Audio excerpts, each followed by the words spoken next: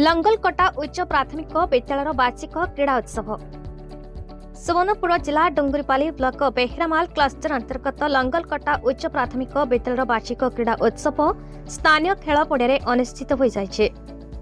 प्रधान शिक्षक सुदाम खमारी सभापति अनुष्ठित उत्सव में डुंगरीपाली गोष्ठी शिक्षा अधिकारी गणेश किसान मुख्य अतिथि भाव जोगदे क्रीड़ा पताका उत्तोलन पूर्वक उद्घाटन करते। सीआरसीसी सुरेन्द्र रथ सम्मानित अतिथि भाव जोगदे शिक्षा क्षेत्र में वार्षिक क्रीड़ा उत्सव महत्व विषय आलोकपात करने सह क्रीड़ा क्षेत्र में आगभर होगापाई उत्साहित करते।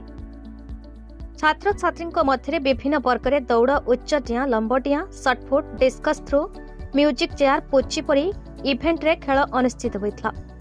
शिक्षयित्री बबिता साहू, संतोषिन सेठी खेल परिचालना करते। विद्यालय परिचालना कमिटी सभ्य वाचिका माने सहयोग करते। शेष विज्ञान शिक्षक दीनबंधु मेहर धन्यवाद अर्पण करते।